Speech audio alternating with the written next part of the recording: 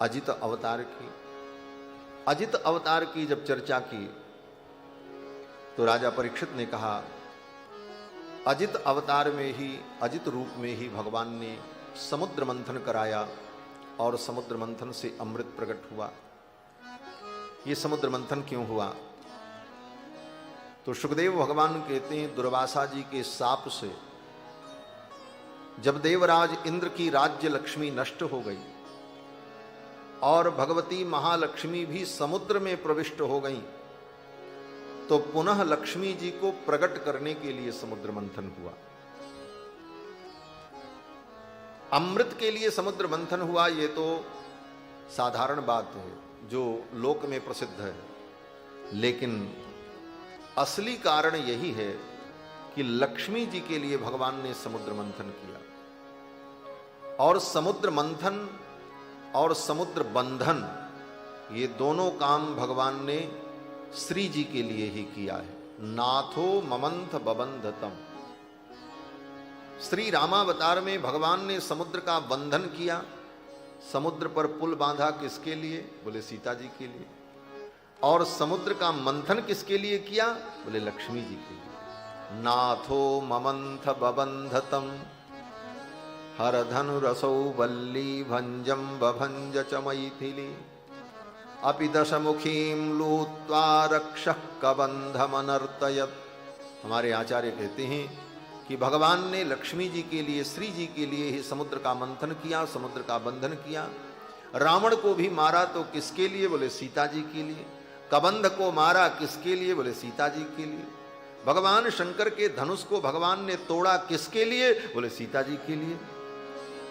ये सारी लीला भगवान जो करते हैं श्री जी के लिए ही करते हैं, श्री जी के मुखोल्लास के लिए, श्री जी की प्रसन्नता के लिए। तो लक्ष्मी जी के लिए समुद्र मंथन हुआ।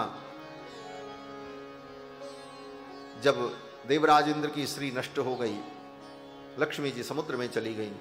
देवता बड़े दुखी हुए, भगवान के पास पहुंचे। भगवान ने सलाह दी, समुद्र मंथन करो, लक्ष्मी जी का प्रादुर्भाव होगा, सब लोग सुखी हो जाएंगे। फिर देवताओं ने कहा, इतने बड़े समुद्र का मंथन कैसे होगा? भगवान ने कहा, दैत्यों से दोस्ती कर लो और देवता दैत्य मिलकर के समुद्र मंथन करो। देवताओं ने कहा, हम श्रेष्ठ हैं, हम उन दैत्यों से मित्रता करने जाएं। भगवान ने कहा, देखो, जब कोई बड़ा काम करना हो तो विरोधियों को अनुकूल कर लेना चाहिए। कोई महान कार्य आपको करना हो तो पहले विरोधियों को अनुकूल करो, और विरोधी ज्यादा रहेंगे तो आपके कार्य की सिद्धि नहीं होगी। भगवान ने कहा, अरयोपि ही संधेयाः सति कार्यार्थ गौरवे। कोई बड़ा काम करना हो तो शत्रु को भी अपने अनुकूल पहले बना लेना चाहिए। इसलिए बुद्धिमानी यही है कि इस समय असुरों से मित्रता कर लेनी चाहिए। भगवान के कहने पर दैत्य देवताओं ने जाकर के दैत्यों से मित्रता की, समुद्र मंथन का प्रस्ताव रखा और समुद्र मंथन के लिए दैत्य भी तैयार हो गए। शर्त ये हो गई कि जो कुछ मिलेगा आधा तुम्हारा आधा हमारा। देवता दैत्य एक दूसरे के धुर विरोधी हैं, लेकिन समुद्र से जो चीजें प्रकट होंगी उन विषयों को प्राप्त करने के लिए, भोगों को प्राप्त करने के लिए दोनों ने आपस में समझौता कर लिया। यही राजनीति है। आज भी राजनीति में सत्ता का भोग करने के लिए जो विरोधी होते हैं वो भी एक हो जाते हैं, गठबंधन बना लेते हैं, राष्ट्रीय मोर्चा बन जाता है और सब मिलकर के राज सत्ता का भोग करते हैं। यही राजनीति। पहले तो सब एक दूसरे का विरोध करेंगे, चुनाव में सब एक दूसरे का विरोध करेंगे, लेकिन जब सरकार बनती नहीं दिखेगी तो वही विरोधी एक हो जाते हैं, गठबंधन हो जाता है और फिर राज सत्ता का भोग करते हैं। यही राजनीति। देवता दैत्य दोनों एक हो गए और समुद्र मंथन हुआ। समुद्र मंथन में मंदराचल पर्वत जब डूबने लगा तो भगवान ने कूर्म अवतार धारण किया। बोलो श्री कच्छप नारायण भगवान की। भगवान विशाल कच्छप के रूप में समुद्र के अंदर प्रकट हो गए और अपनी पीठ पर मंदराचल पर्वत धारण किया। देवता दैत्य समुद्र मंथन करके थक गए, कुछ प्रकट नहीं हुआ। अंत में भगवान नारायण स्वयं समुद्र मंथन करने के लिए आए और भगवान ने जब समुद्र मंथन किया तो समुद्र से कालकूट विष प्रकट हुआ।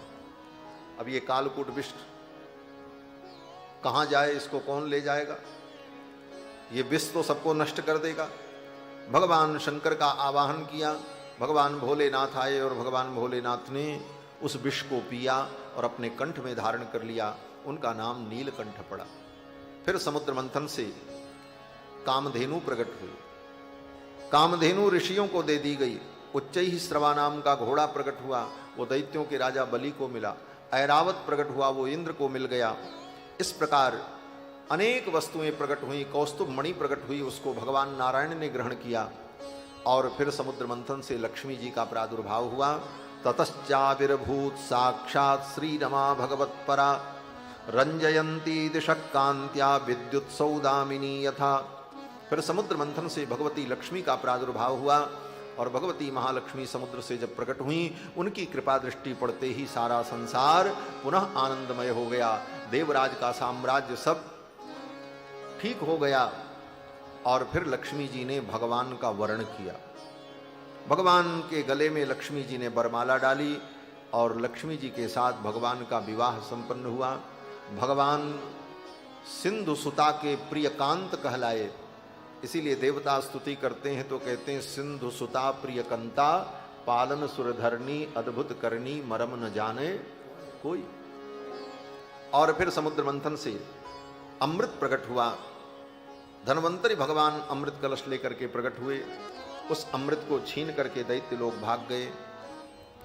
भगवान ने फिर उस अमृत की रक्षा के लिए, देवताओं के कार्य का साधन करने के लिए मोहिनी अवतार धारण किया। सुंदर स्त्री के रूप में, योषित रूप में भगवान प्रकट हो गए। भगवान का मोहिनी अवतार हुआ और भगवान ने अपनी माया के द्वारा उन दैत्यों को मोहित किया और मोह में डालकर अमृत कलश उनके हाथ से ले लिया और भगवान ने देवताओं को अमृत पिलाया। दैत्यों को अमृत जब नहीं मिला तो दैत्य युद्ध करने के लिए उद्यत हुए। फिर देवासुर संग्राम हुआ, बहुत दैत्य मारे गए। ब्रह्मा जी ने आकर के युद्ध को शांत कराया। फिर दैत्यों के गुरु शुक्राचार्य ने कहा, अब ये लड़ाई करके हम स्वर्ग की सत्ता नहीं पा सकते, यज्ञ करो। विश्वजित यज्ञ किया और विश्वजित यज्ञ से एक रथ प्रकट हुआ। उस रथ में अस्त्र शस्त्र थे। उस रथ पर बैठ करके असुरों के राजा बलि ने युद्ध किया और स्वर्ग को जीत लिया। जब स्वर्ग को जीत लिया तो शुक्राचार्य ने कहा, स्वर्ग तो जीत लिया लेकिन वैधानिक रूप से स्वर्ग तुमको अभी नहीं मिला है। बोले क्यों? बोले स्वर्ग तो वैधानिक रूप से उसे मिलता है जो 100 अश्वमेध यज्ञ करता है, जो शतक्रतु होता है। तो जल्दी जल्दी 100 अश्वमेध यज्ञ कर लो तो ये स्वर्ग की सत्ता सदा के लिए तुम्हारी हो जाएगी। फिर शुक्राचार्य के कहने पर राजा बलि ने अश्वमेध यज्ञ का संकल्प लिया और 99 अश्वमेध यज्ञ कर लिया। अंतिम जब 100वां अश्वमेध यज्ञ होने लगा, देवताओं में खलबली मच गई और देवताओं ने भगवान से प्रार्थना की रक्षा के लिए। तब भगवान ने कृपा करके कश्यप महर्षि की पत्नी अदिति देवी के गर्भ से वामन के रूप में अवतार ग्रहण किया। बोलो श्री वामन भगवान की। कश्यप महर्षि की पत्नी अदिति देवी के गर्भ से भगवान वामन के रूप में प्रकट हुए। इनका यज्ञोपवीत संस्कार हुआ। भिक्षा मांगने के लिए दंड कमंडल लेकर के राजा बलि के द्वार पर आए। बलि ने स्वागत किया। स्वागतम ते नमस्तुभ्यम ब्रह्मन् किम करवाम ते। हे प्रभु, आपका स्वागत है, मैं आपकी क्या सेवा करूं। अद्य नः पितरस्तृप्ताः अद्य नः पावितम कुलम। आज मेरा कुल पवित्र हो गया, मेरे पितर धन्य हो गए, आप मेरे द्वार पर आए। ये सब कह करके राजा बलि ने वामन भगवान का बड़ा स्वागत किया। वामन भगवान ने कहा, मैं तो 3 पग पृथ्वी की याचना करने आया हूं। राजा बलि ने कहा, 3 पग क्यों, 3 गांव ले लो, 3 नगर ले लो। वामन भगवान ने कहा, देखो मैं ब्राह्मण हूं और ब्राह्मण को संतोषी होना चाहिए। असंतुष्टा द्विजा नष्टा संतुष्टा च महीपति। जो ब्राह्मण संतोषी नहीं होता उसका नाश हो जाता। हम संतोषी ब्राह्मण हैं, हमको 3 पग चाहिए, बस ज्यादा लेकर के क्या करेंगे। राजा बलि मुस्कुराने लगे, वाह प्रभु, क्या लीला है आपकी। ब्राह्मण बने हो तो ब्राह्मण धर्म का पूरा पालन भी कर रहे हो। वामन भगवान ने कहा, हाँ हमको 3 पग पृथ्वी चाहिए और कुछ नहीं चाहिए। राजा बलि ने संकल्प किया और संकल्प करके 3 पग पृथ्वी का दान किया। वामन भगवान ने कहा, नाप करके बता दो मेरी पृथ्वी कहां तक है, नाप करके बता दो। जब कोई जमीन खरीदता है तो खरीदने वाले से, लेने वाले से कहता भाई बताओ कहां से कहां तक है। तो वामन भगवान ने कहा भी भाई नाप करके 3 पग पृथ्वी हमको दे दो। राजा बलि ने कहा महाराज एक तो आपने ऐसे ही थोड़ा सा मांगा 3 पग, और ऊपर से हमको आप कह रहे हो नापने के लिए, मुझे तो लज्जा आ रही है। आपको जहां अच्छा लगे, जो रुचिकर लगे, आप कहीं भी नाप लो, कैसे भी नाप लो। तो वामन भगवान ने कहा देखो राजन तुम बड़े चतुर हो, तुम्हारे मन में लालच आ गया है।